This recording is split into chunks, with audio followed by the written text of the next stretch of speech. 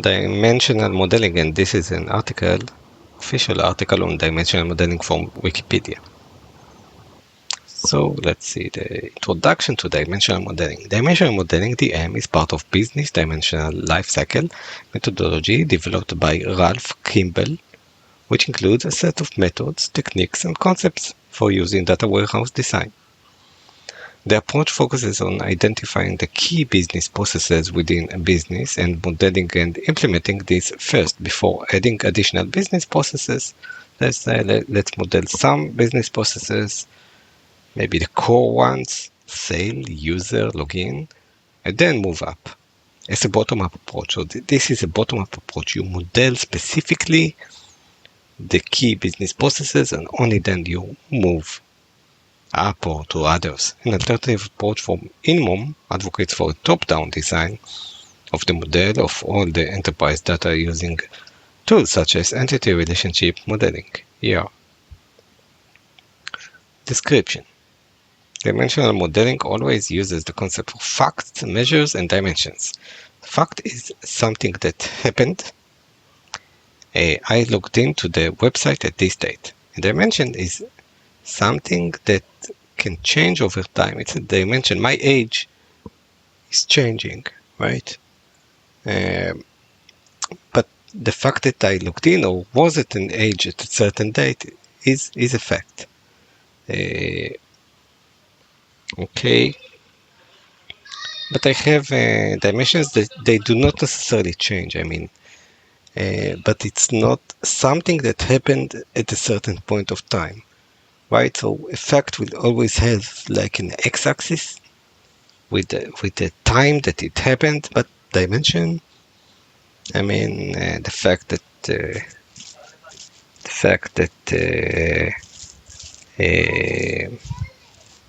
you logged in from Firefox is a dimension. From which browser did you log in? Okay, it's not related to a time. It's just when you logged in which browser were you? Right. And facts are typically, but not always, numeric values and can be aggregated. So I can count the number of times I logged into a website. I can also count the number of times I logged in with Firefox, but you see I use the word with Firefox. So it's a dimension. And dimensions are groups of hierarchy and descriptors that define the fact. So they are related to the fact. They are not coming from outer space. They are related to the fact that describe the fact. For example, sales amount is a fact. Timestamp, product, register ID, store ID, etc. are elements of dimensions. Dimensional modeling are built by business processes area. Example, store sales, inventory, claims, because the different business process areas share some but not all dimensions efficiently. In design, operation consistency is achieved using conformed dimensions. So if you share the dimensions, you have conformed dimensions, i.e. one copy of the shared dimension across subject areas. So you can share the dimensions if it's needed, required, etc. Dimensional modeling, and this is one solution. Dimensional modeling does not necessarily involve a relational database. The same modeling approach at the logical level can be used for any physical form, such as multidimensional database or even flat files. It is oriented around understandability and performance. Design method. Designing the model. The dimensional model is built on a star-like schema or snowflake schema with dimensions surrounding the factorial.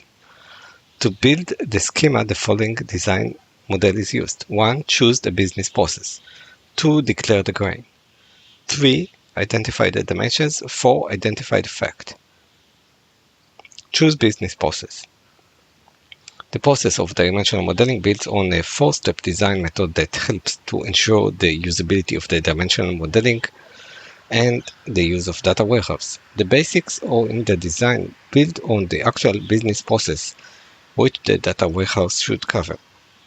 Therefore, the first step in the model is to describe the business process which the model is built on. This could, for instance, be a sales situation in a retail store To describe the business process, one can choose to do this in plain text or use basic business process model and notation, BPMN, or other design guides like Unified Modeling Language. Declare the crane. This is step 2. After describing the business process, the next step in the design is to declare the grain of the model. The grain of the model is the exact description of what the dimensional model should be focusing on. This could, for instance, be an individual line item on a customer slip from a retail store. To clarify what the grain means, you should pick the central process and describe it with one sentence. Furthermore, the grain sentence is what you are going to build your dimensions and fact tables from. You might find it necessary to go back to this step to alter the grain due to new information gained on what your model is supposed to be able to deliver. Step 3. Identify the dimensions. The third step in the design process is to define the dimensions of the model. The dimensions must be defined within the grain from the second step of the 4-step process. Dimensions are the foundations of the fact table and is where the data for the fact table is collected. Typically, dimensions are nouns like date, store, inventory, etc. These dimensions are where all the data is stored. For example, the date dimension could contain such as year, month, and weekday. Step 4. Identify the facts. Only after defining the dimensions, the next step in the process is to make the keys for the fact table. This step is to identify the numeric facts that will populate each table row. This step is closely related to the business users of the system, since this is where they get access to data stored in the data warehouse. Therefore, most of the fact table rows are numerical, additive figures such as quantity or cost per unit. Dimensions normalization.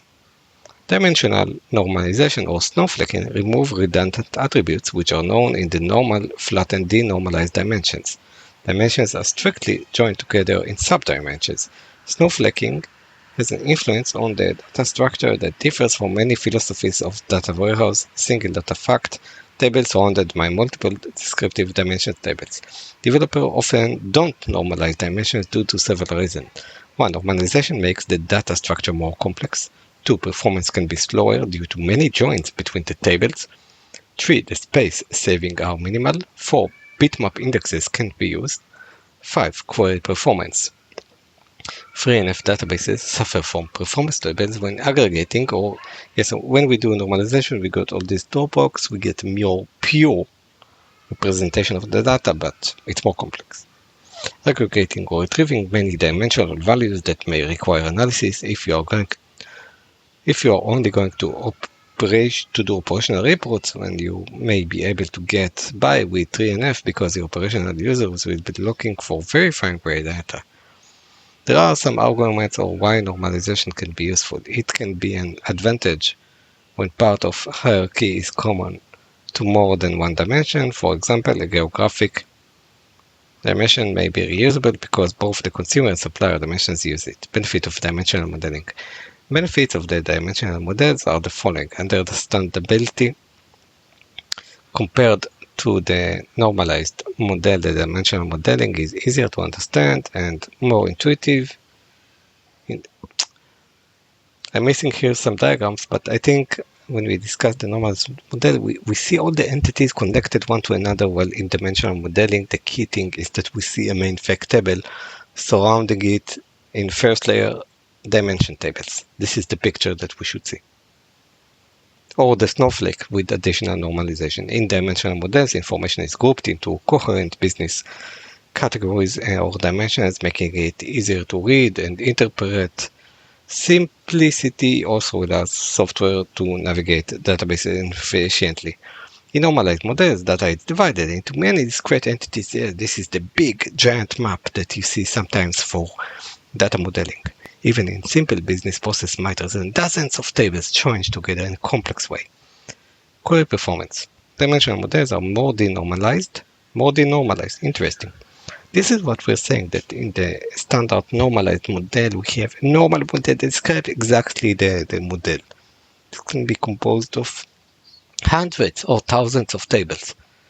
Here we are focusing on a specific business process, and I wish this article would emphasize this more. Dimensional models are more denormalized and optimized for data querying, while normalized models seek to eliminate data redundancies and are optimized for transaction loading and updating. The predictable framework of a dimensional model allows the database to make strong assumptions about the data, which may have a positive impact on performance. Each dimension is an equivalent entry point into the fact table, and this symmetrical structure allows effective handling of complex query optimization. For star-joined database is simple, predictable, and controllable. Extensibility. Dimensional models are scalable and easily accommodate unexpected new data.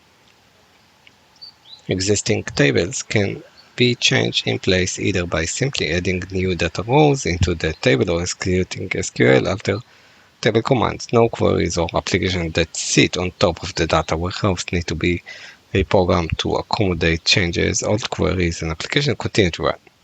Dimensional models, Hadoop, and big data. We still get the benefits of dimensional models on Hadoop file system, and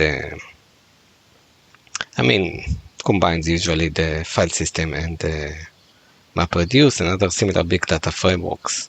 HDFS here, usually, not always, sometimes S3, object storage.